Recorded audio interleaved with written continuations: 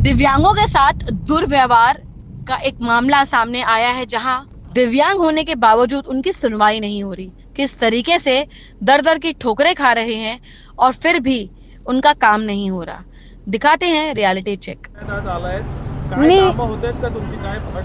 मी भाईंदर ईस्टवरून स्मिता सावंत निराधार महिला आहे आणि मी संजय गांधी योजनेचा फॉर्म भरण्यासाठी मी सतत 2-3 वर्षापासून प्रयत्न करते, पण ते माझे सक्सेस होत नाही आहे।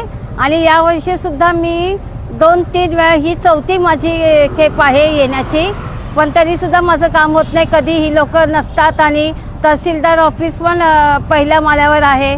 आमच्या ब्लाइंड लोकांना कोणी मदतसुद्धा करत नाही, कुठे जायचं ते सांगत नाही। हो, नाही, माझे डॉक्युमेंट सगळे आहे, तरीसुद्धा माझं काम होत नाही आहे। काय सांगतात तुम्हाला? किती असुविधा आहे तिथे? तिथे आता विचारलं तर तिकडची म्हणजे जे फॉर्म देणारे आहेत ते नाही नसतात जागेवर। कधी काही प्रॉब्लेम सांगतात, जेवायला गेले हे गेले, मग त्यामुळे आमची कामं होत नाही। बाकी काय अडचणी आहेत?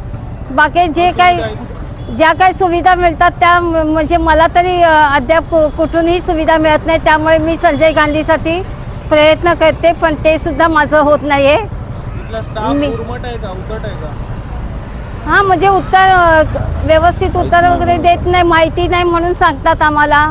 आतासुद्धा मी जाऊन आले, आम्हाला आता वय झाल्यामुळे चालण्याची आम्हाला एवढे हे पण नाही, तरीसुद्धा आम्हाला पहिल्या दुसऱ्या माळ्यापर्यंत जावं लागतं। तर तेच तहसीलदार ऑफिस खाली ठेवलं असतं तर आम्हाला जरा बरं पडलं असतं ना अपंगांना।